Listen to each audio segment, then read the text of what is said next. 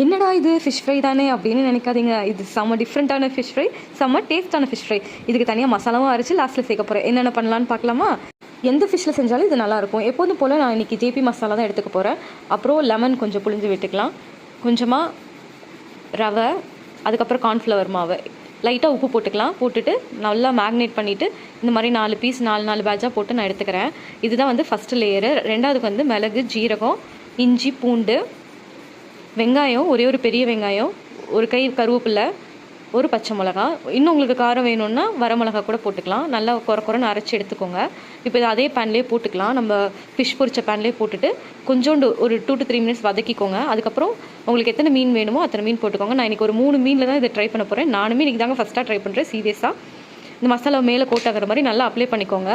ஒரு 5 மினிட்ஸ் அப்படியே திருப்பி போட்டு எடுங்க. என்னடா இது பச்சை கலரில் இருக்கே, எப்படா வரும்னு பார்த்தா எப்படி கிறிஸ்பியாக முறிவிடுச்சு பாருங்கள். மசாலாவும் ஃபிஷ்ஷும் ஒரே கலர்லேயே ஆகிடுச்சு.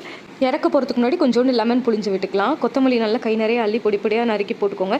இது யூஸ்வலான ஃபிஷ் ஃப்ரை இல்லாமல் கொஞ்சம் டிஃப்ரெண்ட்டாக ஜூஸியாகவே இருந்துச்சுங்க. ரொம்பலாம் வந்துட்டு ஓவர் குக் ஆகல, ரொம்ப ஜூஸியாக இருந்துச்சு. இந்த வாசனை வந்தோடனே குடும்பமே கிச்சனுக்கு வந்துருச்சு பாருங்கள். டேஸ்ட் பண்ணி பார்த்தோன்னே கிட்ஸுக்கும் அவருக்கும் ரொம்பவே பிடிச்சி போச்சு. அதனால் உங்கள் வீட்டு சின்ன குட்டீஸ்க்கும் பெரிய குட்டீஸ்க்கும் இது செஞ்சு கொடுத்து அசத்துங்க. மறக்காமல் செஞ்சுட்டு கமெண்ட்டில் எப்படி இருந்ததுன்னு சொல்லுங்கள். டுடில்ஸ்.